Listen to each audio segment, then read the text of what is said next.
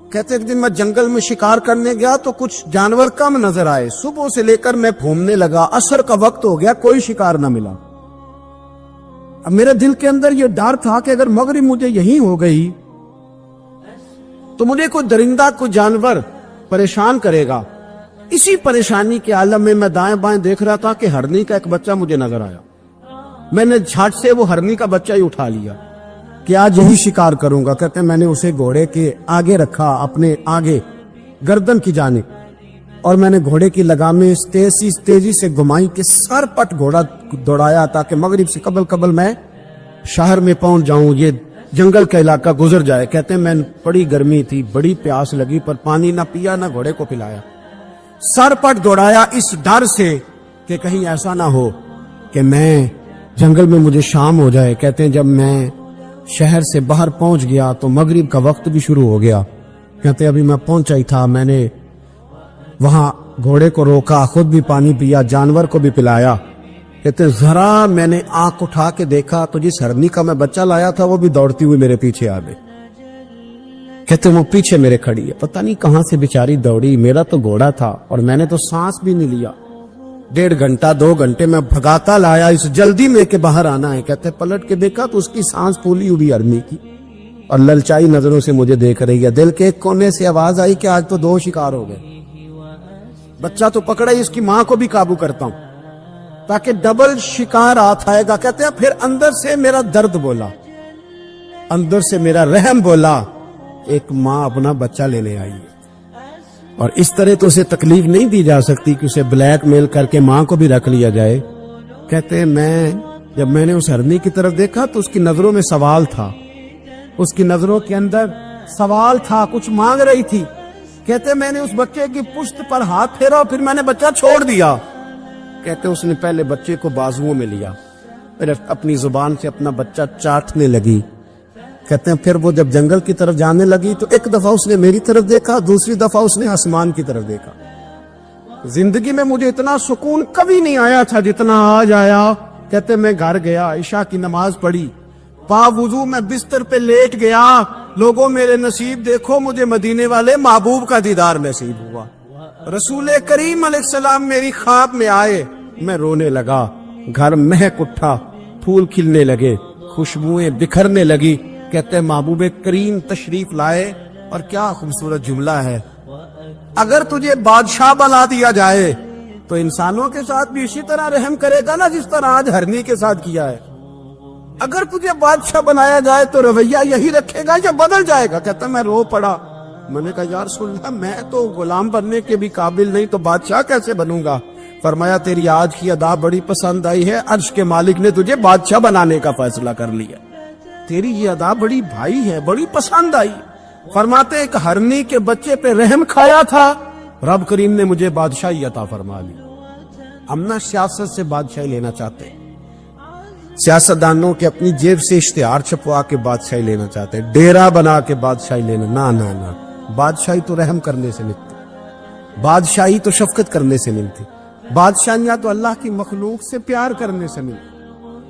وہ شخص کہتا ہے کہ میرا ظرف یہ تھا کہ 4-5 دینار ملیں گے, تو امام حسین فرمانے لگے تھوڑی دیر بیٹھ جا, رزق آ رہا ہے.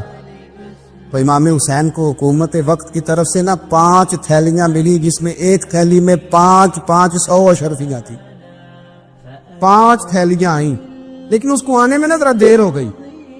وہ 5 تھیلیاں جب آئی نا تو امام حسین اس کی طرف 5 تھیلیاں بڑھا کے نا, ذرا دیکھنا میری طرف غور سے, 5 تھیلیاں بڑھا کے نا تو فرمانے لگے میاں اتنا تجھے انتظار کرایا ہے نا, اتنی ہم تیری حاجت پوری نہیں کر سکے. تو یہ نہ محسوس کرنا کہ حسین کے دروازے پہ بیٹھا بھی رہا ہوں تو ملا کیا ہے.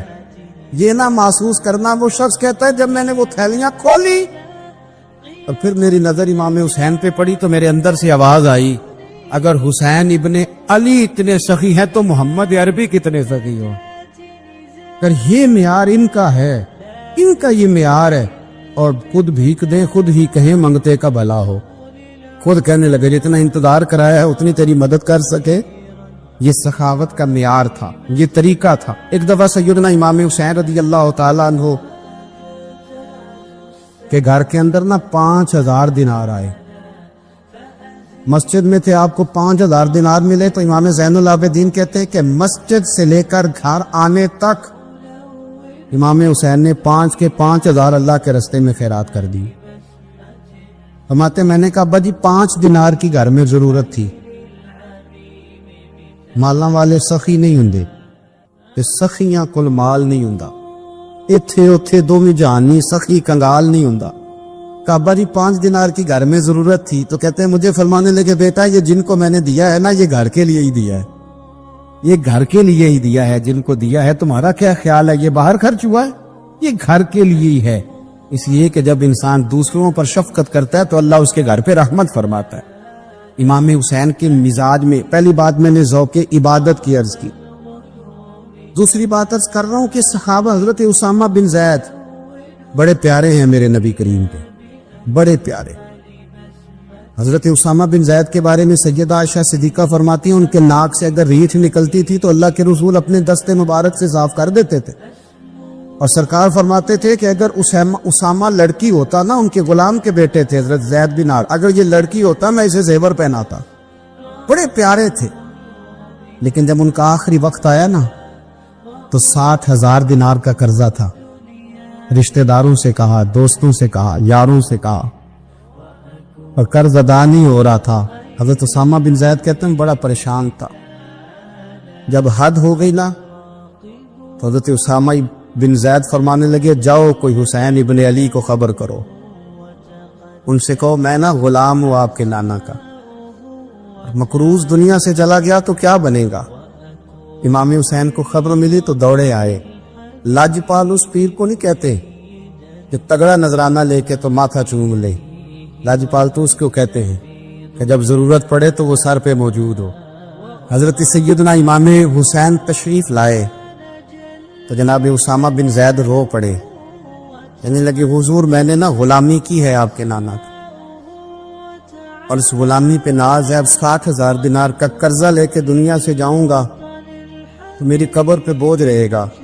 امام حسین خادم کو بھی کہہ سکتے تھے جاؤ گھر پیسے پڑے ہیں لے آؤ، امام حسین خود گئے، چادر روڑ کے تو اس کی اوٹ میں بکل میں 60,000 دینار چھپا کے لائے، اور جناب اسامہ بن زید کے سامنے رکھ کے کہنے لگے اسامہ یار پیسے رات کو ہی آئے تھے، میں سوچ رہا تھا مجھے تو ضرورت نہیں، اللہ نے کس کا نصیب میرے گھر میں بھیج دیا، مجھے تو حاجت ہی نہیں تھی، اب پتہ چلا پیسے تیرے تھے، اللہ نے حسین کی ڈیوٹی لگائی ہے کہ جا کے دے آ۔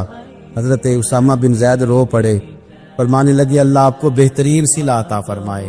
امام بڑا ہی پیار کرتے تھے، گھوڑے پہ جا رہے تھے، کچھ فقیر غریب لوگ بیٹھ کے روٹی کھا رہے تھے، کہاں رہے تھے سڑک کے کنارے۔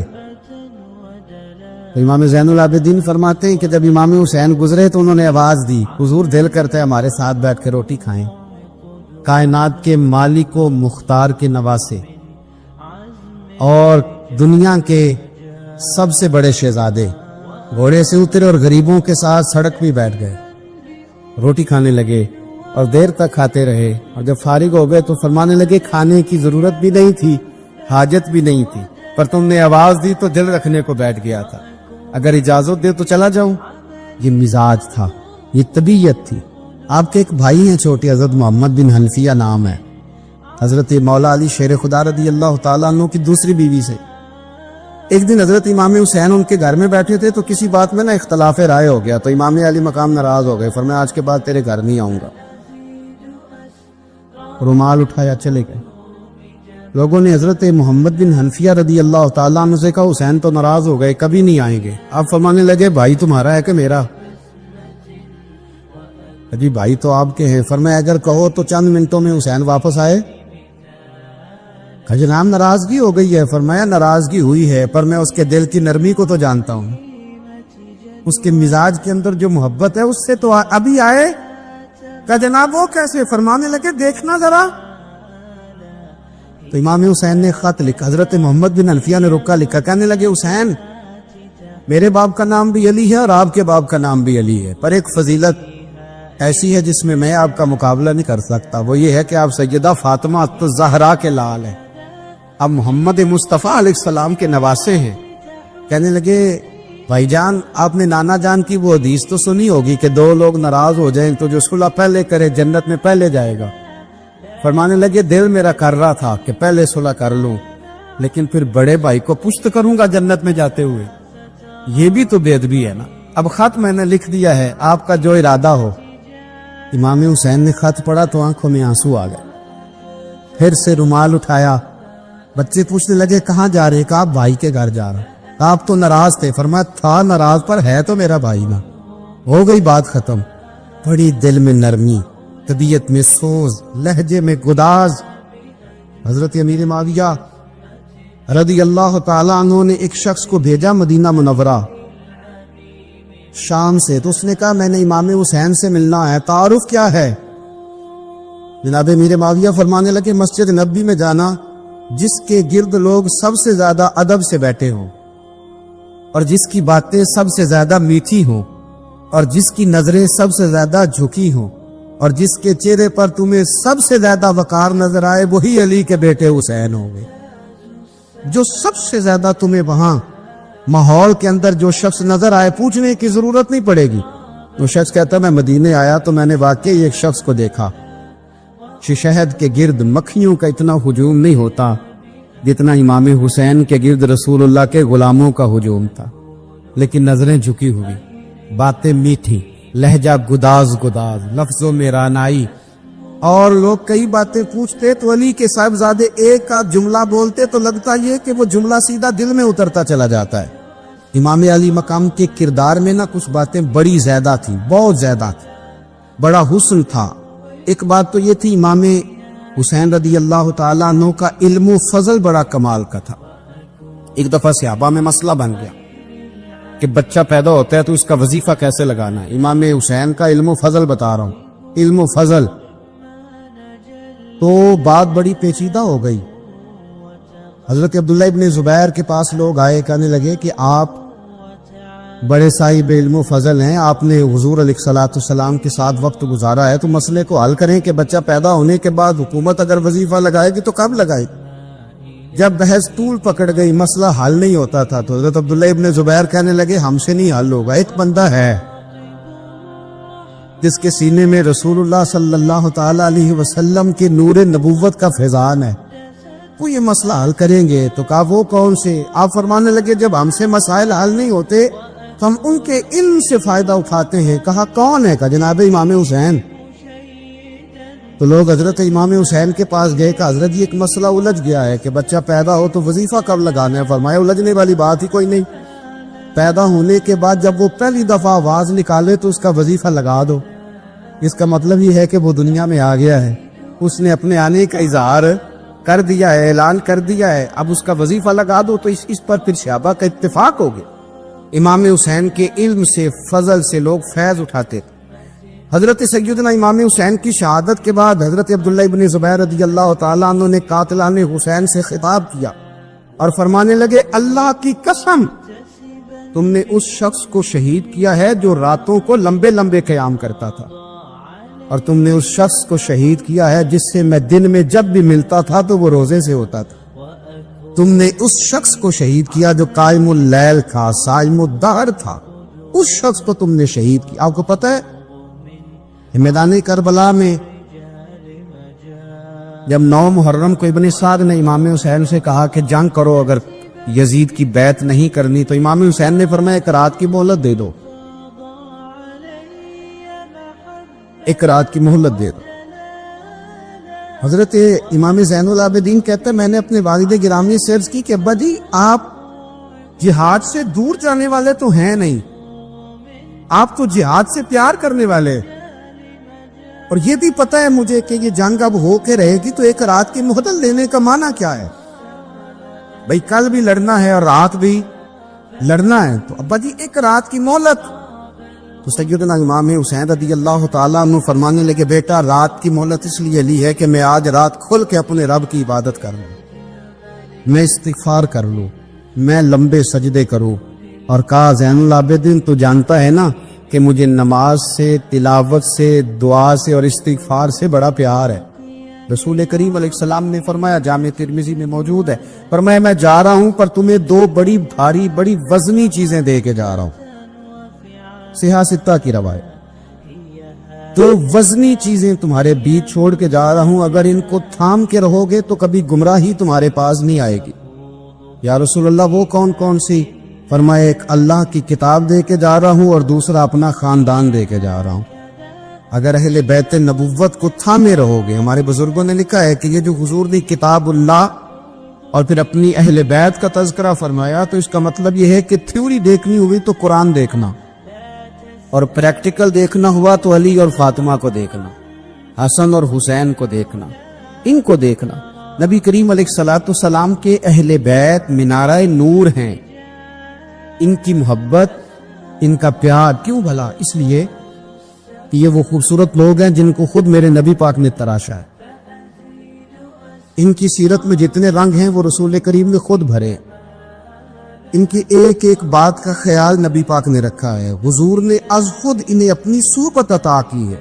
زیادہ دور نہیں تھا سیدہ فاطمہ کا گھر، مسجد نبوی کے ساتھ تھا، اللہ کے رسول دن میں 2 دفعہ جایا کرتے تھے، پھر بھی کبھی کبھی فرماتے فاطمہ میرا دل کرتا ہے آج میں رات تیرے گھر میں قیام کروں، تو سیدہ فاطمہ زہرا فرماتی ہیں کہ آمنہ کے لال اس طرح بھی میرے گھر میں قیام کرتے تھے کہ حضور چارپائی پہ لیٹتے تھے تو ایک کندھے پہ امام حسن کا سر ہوتا تھا اور دوسرے پہ امام حسین کا سر اقدس ہوتا تھا، اور فرماتی ہیں رات کو کبھی حسنین کریمین دودھ مانگتے تو میں اٹھتی دودھ دینے کے لیے، تو حضور فرماتے لیٹ جاؤ آج میرے ساتھ سوئے ہیں تو دودھ بھی میں ہی پلاؤں گا، تو محبوب اٹھتے ان کے لیے دودھ لاتے برتن سے نکال کے، حضور نے انہیں وقت دیا اور پھر ان کی چھوٹی چھوٹی چیزوں کا خیال رکھا۔ صحیح بخاری میں موجود ہے، تربیت پر توجہ دی۔ امام حسین تشریف لائے، ابھی عمر مبارک 7 سال کے قریب تھی، مسجد نبوی میں صدقے کی کھجوروں کا ڈھیر لگا ہوا تھا۔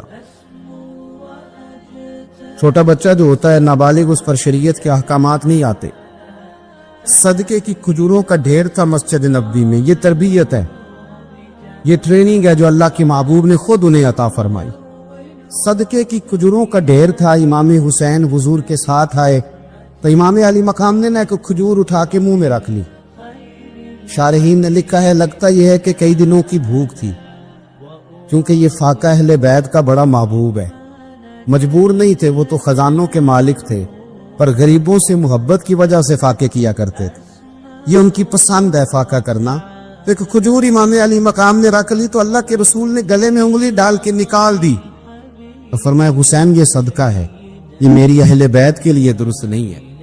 حضور نے خود تربیت کی، اور پھر سیدہ فاطمہ الزہرا نے نا اپنے بچوں کو تراشا، ان پر محنت کی۔ میں اکثر گزارش کرتا ہوں دوستوں سے، میں کہتا ہوں کربلا کا واقعہ کوئی حادثاتی نہیں ہے، اس کے پیچھے پوری ایک لاجک ہے، اس کے پیچھے پورا ایک فلسفہ ہے۔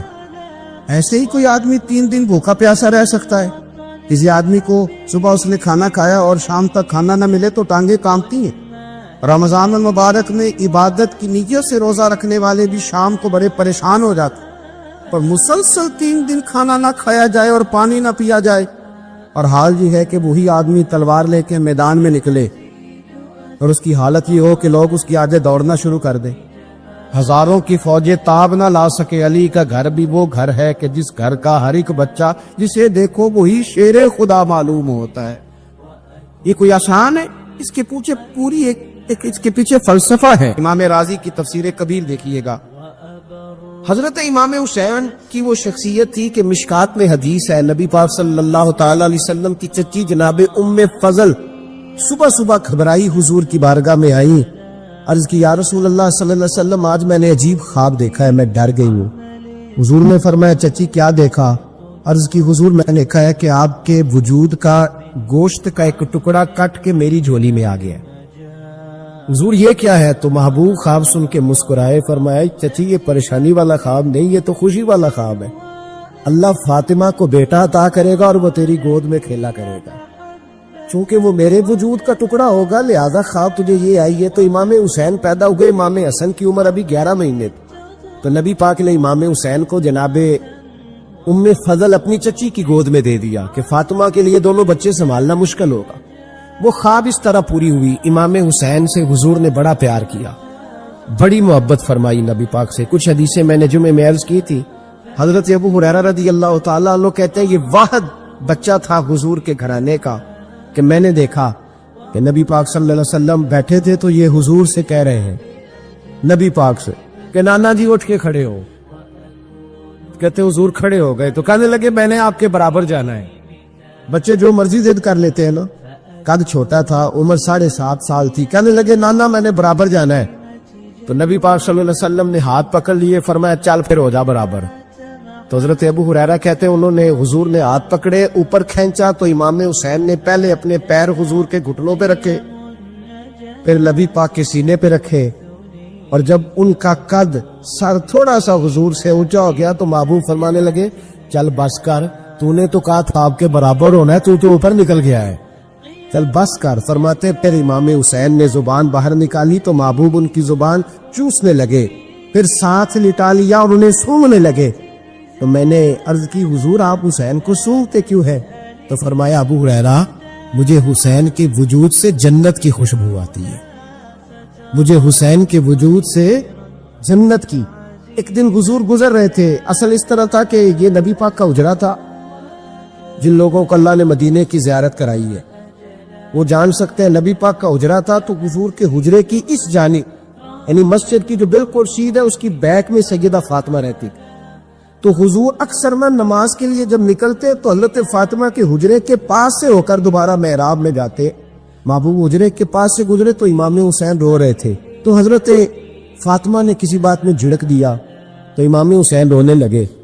تو نبی پاک نماز کے لیے گئے تو واپس لوٹ آئے اور واپس تشریف لا کے کہا فاطمہ حسین کو کیا ہوا؟ عرض کی یا رسول اللہ تنگ کر رہے تھے میں نے ڈانٹ دیا ہے. کیا خوبصورت جملے ہیں حدیث پاک میں. سرکار نے فرمایا فاطمہ اس کو حسین کو نہ رونے نہ دیا کر، یہ جب روتا ہے نا تو میرے دل کو تکلیف ہوتی ہے.